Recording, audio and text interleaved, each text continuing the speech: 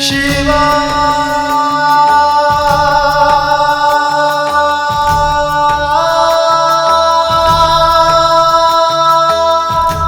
शिवा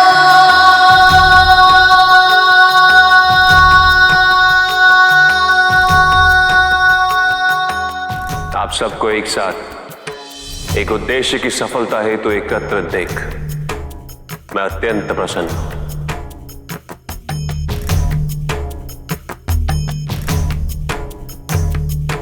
यदि किसी के मन में कोई भी शंका या कोई संदेह हो तो वो समुद्र मंथन की प्रक्रिया आरंभ होने से पूर्व ही जा सकता है। नहीं नहीं प्रभु, हमारे मन में कोई शंका, कोई संदेह नहीं है। जीवन का अधिकांश अंग रहस्यमय है, किंतु जीवन का एक तत्व स्पष्ट है, स्वेच्छा, जिसका अधिकार हम सबके पास है। किसी भी परिस्थिति में हमारी प्रतिक्रिया क्या हो, हम उस परिस्थिति से क्या चुनते हैं,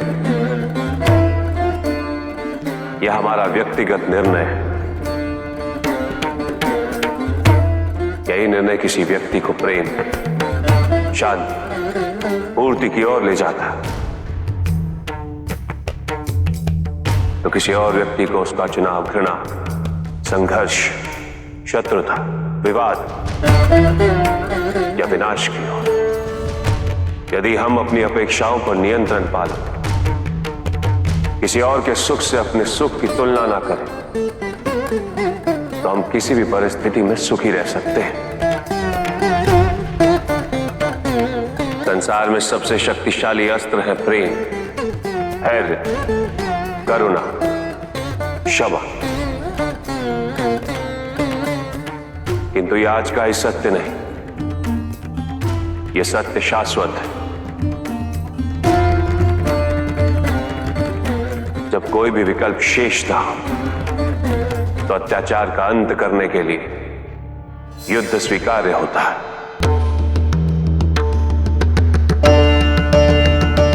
किंतु प्रत्येक समस्या का समाधान युद्ध, षड्यंत्र या छल से निकल जाए, यह सर्वथा अनुचित है।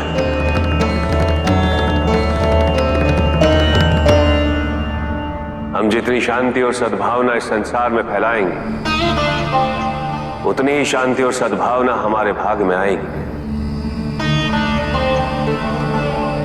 और जितनी हिंसा और घृणा हम इस संसार में लेकर आएंगे, उतनी हिंसा और घृणा का भाग हमें स्वयं बनना पड़ेगा। हे अनंत अथाह महासागर, इस संसार के सभी रत्न आप में समाये हैं, जिनके अभाव में इस जगत का उद्धार असंभव है।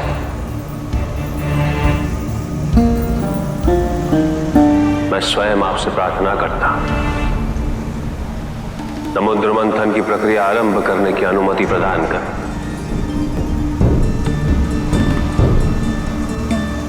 आज इस संसार को आपके सहयोग की आवश्यकता है।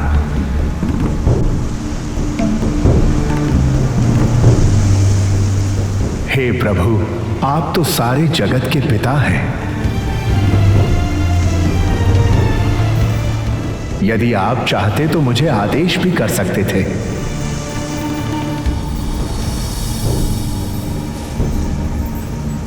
किंतु आप दयालु हैं, परोपकारी हैं, शुभचिंतक हैं। आप किसी में भेदभाव नहीं करते। आप सदैव संसार के प्रत्येक तत्व को इतना मान देते हैं। मैं आपके किसी भी आग्रह को अस्वीकार कैसे कर सकता हूं? यदि त्रिदेव की सेवा में स्वयं को प्रस्तुत नहीं कर सका तो मेरा अस्तित्व ही क्या रह जाएगा? आप मंथन का कार्य अवश्य आरंभ करें प्रभु, यह मेरा सौभाग्य होगा।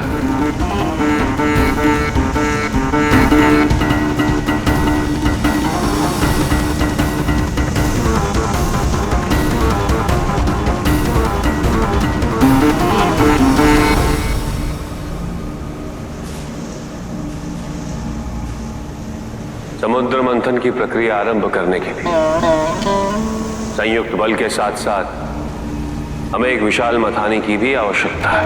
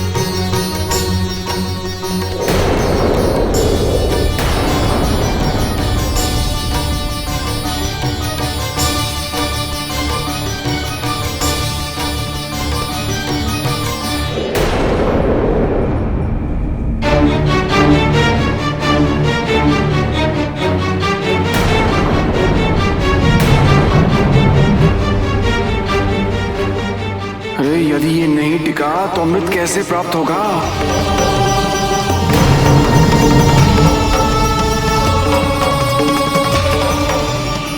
नारायण, आप सदैव इस संसार के हित के लिए समय और आवश्यकता अनुसार अवतरित होते हैं। आप स्वयं मंदार पर्वत को स्थिरता प्रदान कीजिए।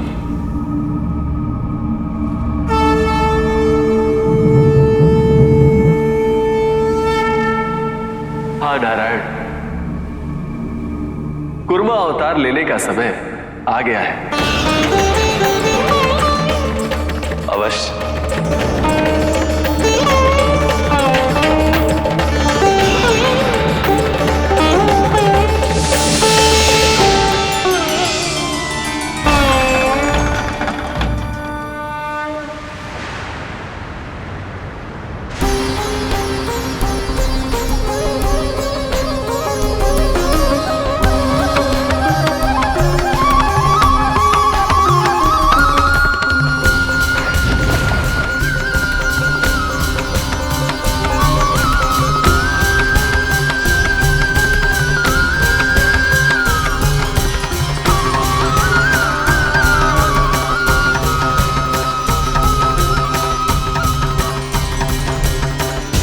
यहां भी महादेव को नारायण से ही सहायता लेनी पड़ी। करिए जो भी करना है, मुझे तो केवल अमृत की प्रतीक्षा है। हे नारायण, आपके इस कच्छप अवतार का साक्षी बनकर मैं तो धन्य हो गया। इस संसार के कल्याण हेतु आप अवतरित होकर कितना कष्ट उठाते।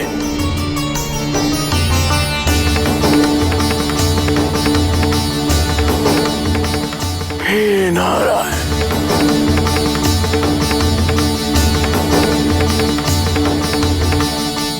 प्रभु, मथानी तो आ गई, किंतु इस मथानी का प्रयोग करने के लिए इतनी विशाल रस्सी कहां से आएगी?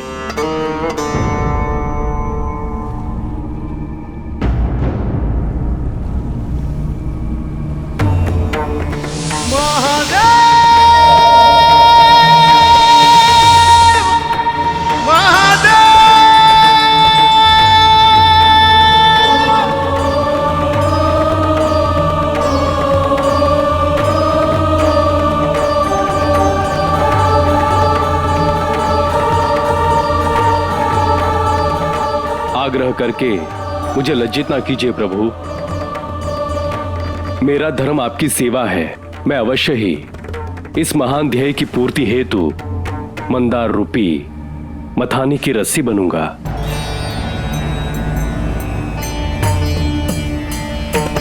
मुझे आज्ञा दीजिए प्रभु।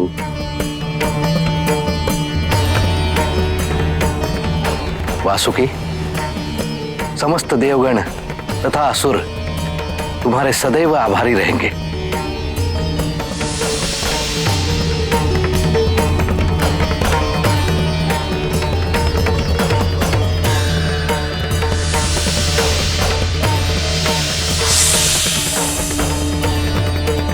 देवराजेंद्र,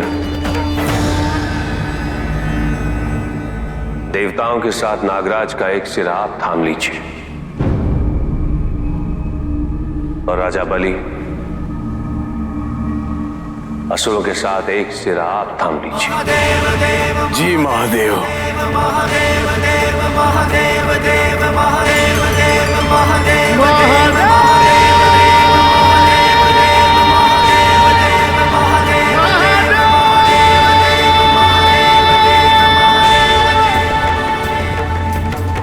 देवतागण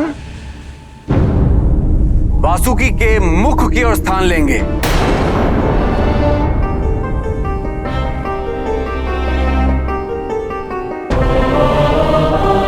किंतु ऐसा क्यों देवराज? उसका कोई कारण नहीं, कोई कारण नहीं उसका, बस मैंने कह दिया ना। ये सभी देवता अत्यंत चतुर है, धूर्त है। इनकी प्रत्येक चाल, प्रत्येक षड्यंत्र पर ध्यान देना होगा। जैसा जैसा वो करें वैसा ही हमें करना होगा, ताकि हम असुर देवताओं से किसी भी रूप में पीछे ना रहें। मुझे तो देवराज इंद्र पे संदेह हो रहा है। हाँ, मुझे भी ऐसा ही लगता है कि वासुकी के मुख की ओर देवताओं को कुछ न कुछ तो जरूर लाभ होगा, तभी ये सारे देवता मुख की ओर जा रहे हैं। नहीं देवराज, वासुकी के मुख की ओर हम रहना चाहते हैं। नहीं नहीं, मुख की ओर तो हम स्थान लेंगे, आप लोग पूछ की ओर स्थान ले लीजिए।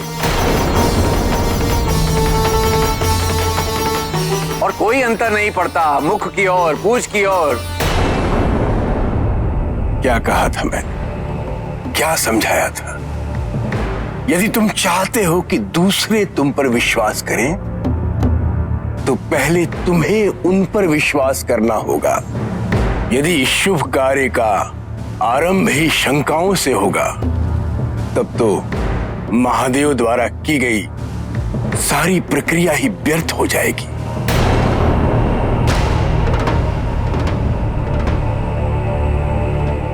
हम असुरों को ही महादेव का मान रखना है। अच्छा अच्छा, ठीक है। यदि आप लोग मुख की ओर रहना चाहते हैं, हम आप लोगों को निराश नहीं करेंगे। आप लोग मुख की ओर स्थान करें और अब हम पूछ की ओर स्थान लेंगे। आइए।